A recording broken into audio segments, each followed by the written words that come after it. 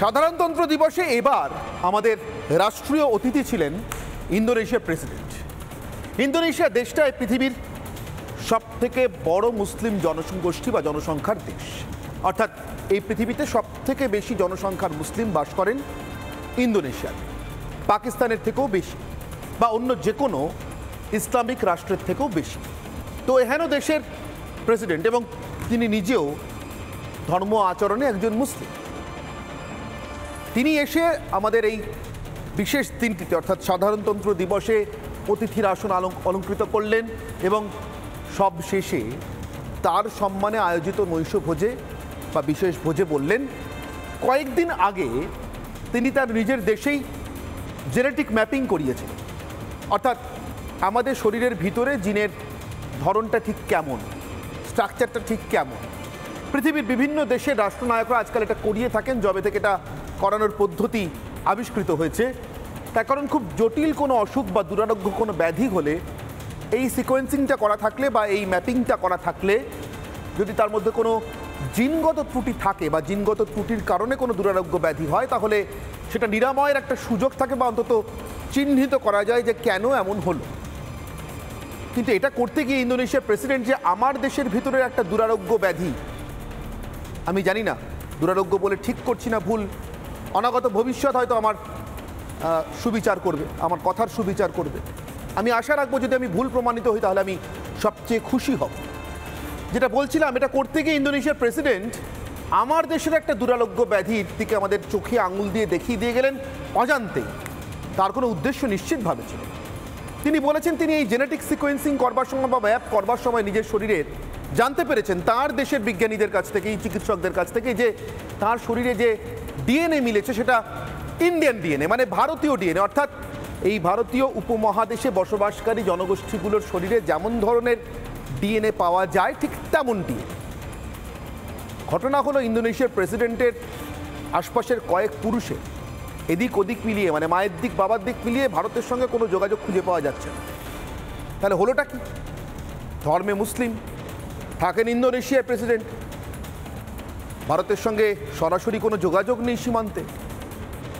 কি হলো এটাই বোঝার কথা।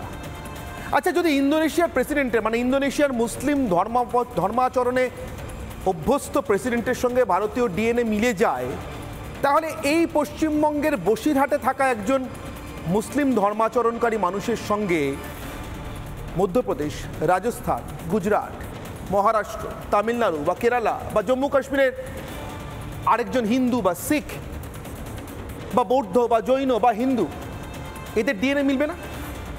মেলারই তো কথা, একই তো ডিএনএ হওয়ার কথা, ওই ভারতীয় ডিএনএ। তো কদিন আগে এটাই তো বলছিলেন মোহন ভাগবত, 40,000 বছর ধরে ভারতের ডিএনএতে কোনো পরিবর্তন নেই, ওটা এক। অর্থাৎ ভারতে অন্যান্য ধর্মের সঙ্গে, অন্যান্য ধর্মের আচরণকারী মানুষের সঙ্গে হিন্দু এবং মুসলিম ধর্মের আচরণকারী মানুষের ডিএনএও এক, ধর্মাচরণের তফাৎ আছে, আসল ডিএনএটা এক। যদি একই হয় তবে তো সত্যি সত্যি ভাই ভাই হলাম। তো এই ভাই ভাইকে ঠাঁই ঠাঁই করে রেখেছে কারা আর কেন? উদ্দেশ্যটা কি? হিন্দু আর মুসলিমকে আলাদা করার একটা উদ্দেশ্য ইংরেজদের ছিল, সে তো ইতিহাসগতভাবে সিপাহী বিদ্রোহের চাপে পড়ে। কিন্তু দেশ স্বাধীন হয়ে যাওয়ার পর, এত বছর পর, স্বাধীনতারও এত বছর পর, এই আলাদা আলাদা করে রাখার স্বার্থটা কাদের, কেন? আজ এটারই কারণ অনুসন্ধান করব।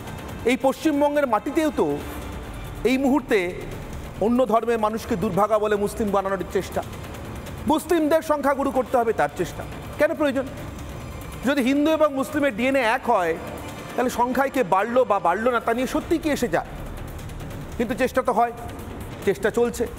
এমনকি মুসলিমদের ধর্মাচরণের অনুভূতিকে কাজে লাগিয়ে মুর্শিদাবাদে নির্দিষ্ট করে ওই ভেঙে যাওয়া বিতর্কিত মসজিদের অনুরূপ কাঠামো বাবরি মসজিদ নাম দিয়ে তৈরি করার চেষ্টা চলছে। এবার ভেবে দেখুন, বাবর এই ভারতের কেউ না।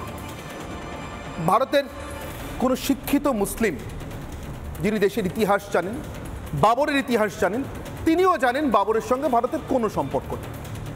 এতটাই ঘৃণা ছিল নিজের জয় করে সাম্রাজ্য তৈরি করা দেশটা সম্পর্কে বাবরের, যে জীবনের শেষে মৃত্যুর পর এদেশে নিজের কবরটা পর্যন্ত চাননি। মধ্য এশিয়া থেকে আসা এক দুর্ধর্ষ উপজাতীয় গোষ্ঠীর নায়ক বাবর তাদের কাছে, যিনি এদেশে লুণ্ঠন ছাড়া এবং একটি সাম্রাজ্য স্থাপন করে যাওয়া ছাড়া আর কিছুই করেননি। সেটাও শুরুতে বেশ নড়বড়ে চলে, যা হোক, তার নিজের কবরটাও এদেশে রাখতে চাননি। তার নামে একটা মসজিদ এদেশে চাওয়া কেন? এ রাজ্যের একটা নির্দিষ্ট জায়গায় চাওয়া কেন? তার সঙ্গে ডিএনএতে আমরা যারা এক, সেই হিন্দু এবং মুসলিমদেরকে লড়িয়ে দেওয়ার চেষ্টা কেন? খুঁজব উত্তর। তার আগে আজকের বিশেষ প্রতিবেদন।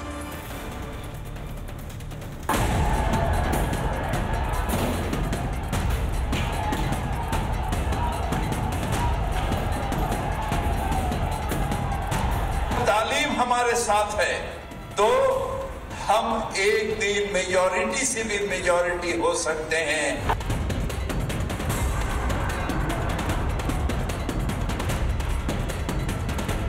40,000 साल पूर्व से भारत के सब लोगों का डीएनए आज के लोगों का समान है, ये आज का डीएनए मैपिंग कह रहा है।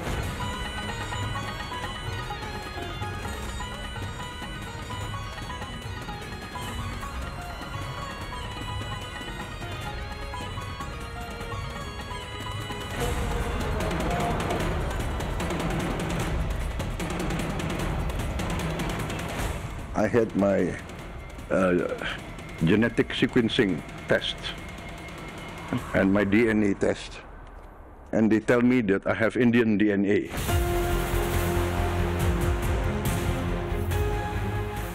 বিশ্বের সবচেয়ে বড় মুসলিম রাষ্ট্রের প্রেসিডেন্টের শরীরে ভারতীয় ডিএনএ, নিজেই জানাচ্ছেন সে কথা।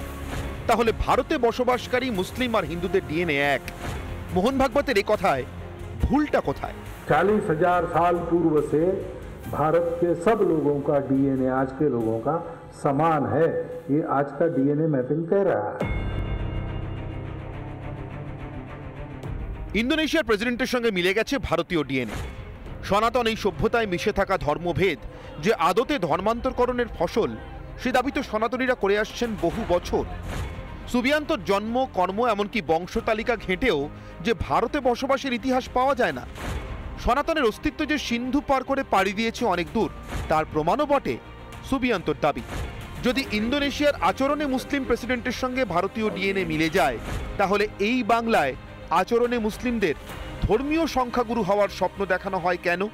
अगर तालीम हमारे साथ है तो हम एक दिन मेजॉरिटी से भी मेजॉरिटी हो सकते हैं। হিন্দুদের দাওয়াতে ইসলাম দেওয়া হয় কেন? যারা ইসলাম নিয়ে জন্মায়নি তাদের দাওয়াতে ইসলাম। সনাতনী হিন্দুদের শুধু তবে এককাট্টা করার প্রয়াস কেন? ভারতে বসবাসকারী মুসলিমরাও তো সেই সনাতনী। আজকে যেভাবে হিন্দুদের উপরে অত্যাচার হচ্ছে, এই অত্যাচারের বিরুদ্ধে সমস্ত হিন্দুদেরকে ঐক্যবদ্ধ হওয়া দরকার। হিন্দু মুসলিম যদি একই ডিএনএ, সবাই তো তাহলে সনাতন। তবে খামোখা বাংলার হিন্দু আর মুসলিমদের বিপদ আপদ, শত্রু মিত্র, লাভ ক্ষতি আলাদা করে রাখা, আলাদা করে দেখা আর আলাদা করে দেখানো কেন? রিপাবলিক বাংলা। নানা ধরনের কন্টেন্ট দেখার জন্য লাইক করুন, শেয়ার করুন আমাদের ফেসবুক পেজ, সাবস্ক্রাইব করুন আমাদের ইউটিউব চ্যানেল। পাশাপাশি অন্যান্য ব্রেকিং নিউজের জন্য অবশ্যই চোখ রাখুন রিপাবলিক বাংলায়।